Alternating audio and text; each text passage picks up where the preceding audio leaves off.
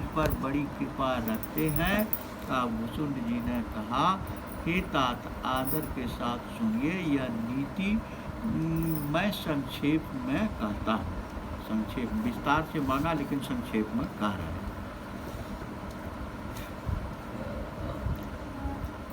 भुसुंड जी ने, हाँ, मनुष्य शरीर के समान कोई शरीर नहीं, नर तन सम नहीं, कबु कबुनिव देही जीव चराचर याचत देही।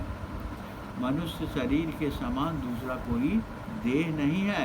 अजीब, चराचर, चर अचर, जैसे पेड़ है चल नहीं सकता, अचर कुछ कुकुर बिलार कीट पतंग चले वाला, चर अचर दोनों जीव भगवान से याचना करते हैं, प्रार्थना करते हैं, भगवान से प्रार्थना करते हैं। मनुष्य शरीर, नरक स्वर्ग अपवर्ग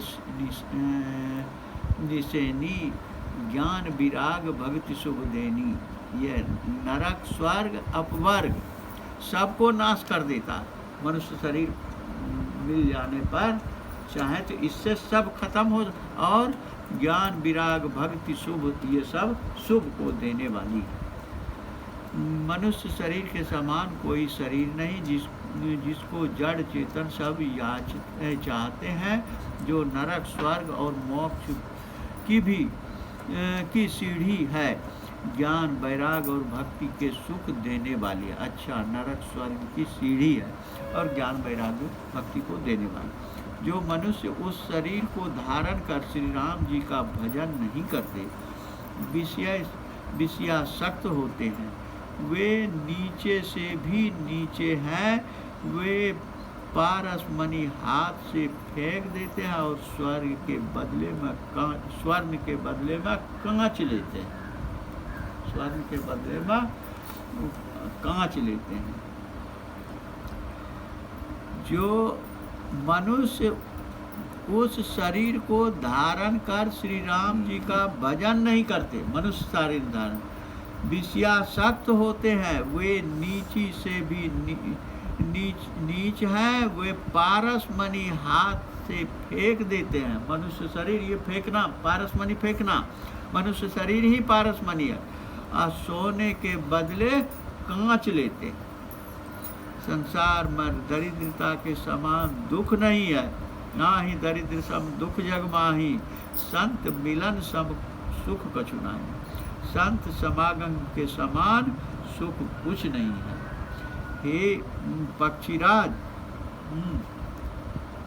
प्रश्न वहाँ करना जहाँ पूछा जाता है कि वहाँ क्या मिलता है। आप वेद रामायण सब तोरे सामने गलत है, ठीक है ना, तोरे सामने, तुम्हारी शिक्षा के सामने सब गलत है। रामायण में ये बात आई है, संसार में दरिद्रता के समान दुख नहीं है। दरिद्रता क्या है? यह चाहिए, यो चाहिए, यो मिल जाए, वो मिल जाए, यही दरिद्रता है। और संत समागम के समान कुछ सुख नहीं है, ना ही दरिद्र सम दुख जग माही, और संत मिलन सब सुख कछु नाही। जबकि संत कुछ न देते हैं, है ना, तब भी कहते हैं। एक जगह शायद बालकांड में ये पंक्ति आई है, मुद मंगलमय संत समाजू, जो जग जंगम तीरथ राजू। जंगम तीर्थ के समान, मुद मंगलमय संत समाजू, जो जग जंगम तीरथ राजू। हे पक्षीराज, संतों का सहज स्वभाव है कि वचन, मन और शरीर से परोपकार करना।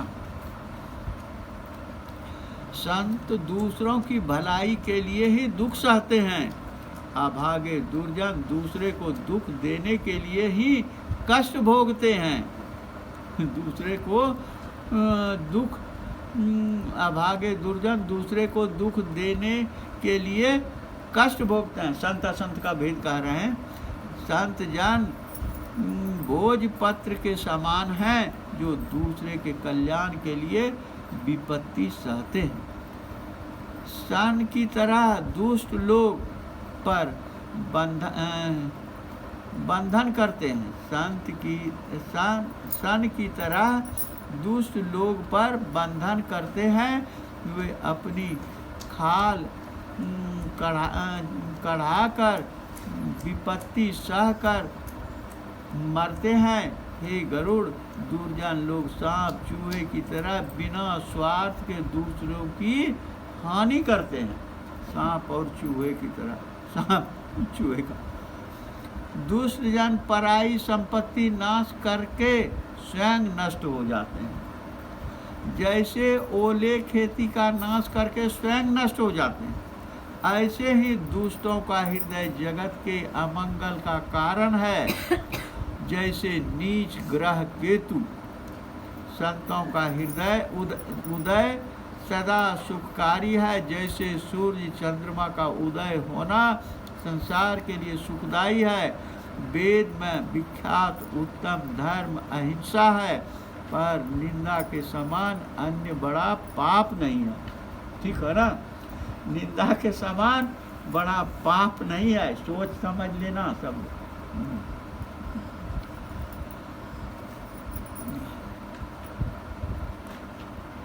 विष्णु और गुरु की निरादर कर मेढक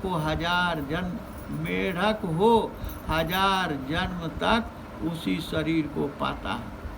विष्णु और गुरु की, हाँ नहीं, विष्णु भगवान, हाँ, विष्णु और गुरु की निंदा कर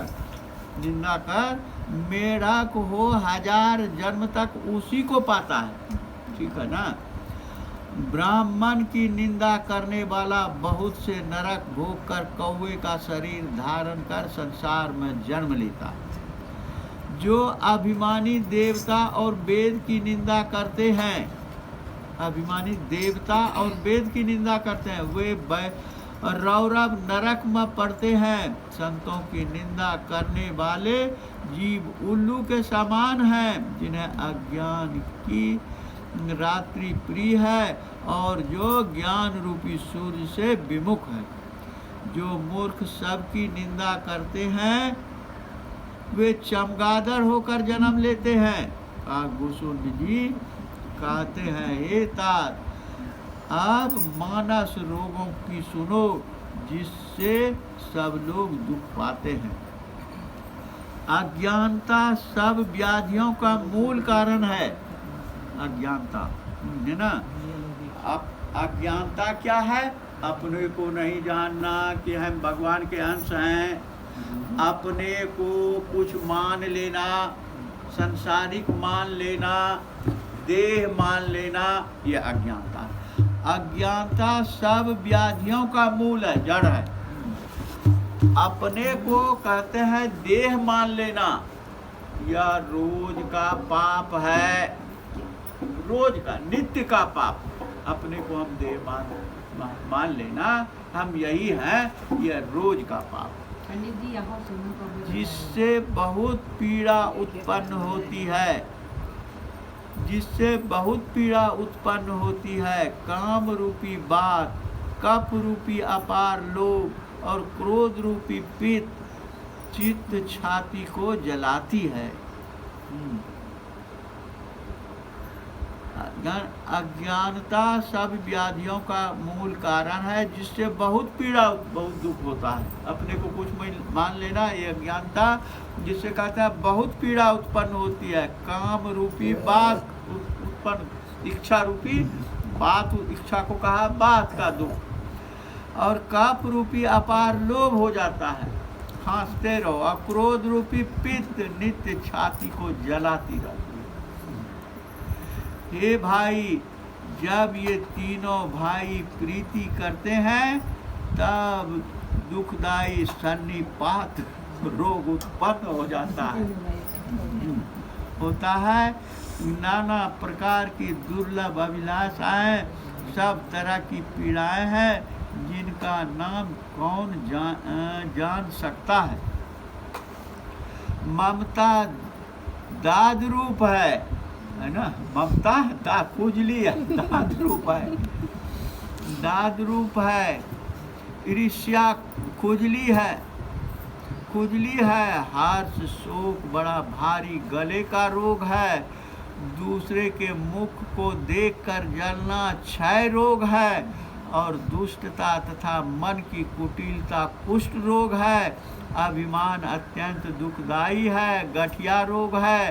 दम, पाखंड, मद और मान नहरुआ रोग है। तृष्णा जलोदर रोग है, शरीर में पानी मोटापा बढ़ जाना। और तीनों प्रकार की इच्छा है, तरुण आतरिया ज्वर है। डाह और अज्ञान 2 प्रकार के ज्वर है। कहाँ तक कहूँ, इस तरह अनेक प्रकार के रोग हैं। मानस रोग, मनुष्य एक ही व्याधि से मर जाते हैं, और ये तो अनेक असाध्य रोग हैं जो निरंतर जीव को दुख देते रहते हैं, फिर वह कैसे अस्थिर रह सकता है। हे गरुड़, नेम, धर्म, आचार, तप, यज्ञ, जप और दान रूपी करोड़ों औषधियाँ हैं, फिर भी इनसे रोग नहीं जाते। बस आज इतना ही।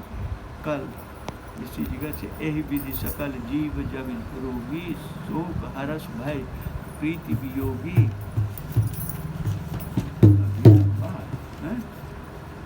कल पूरा हो जाएगा।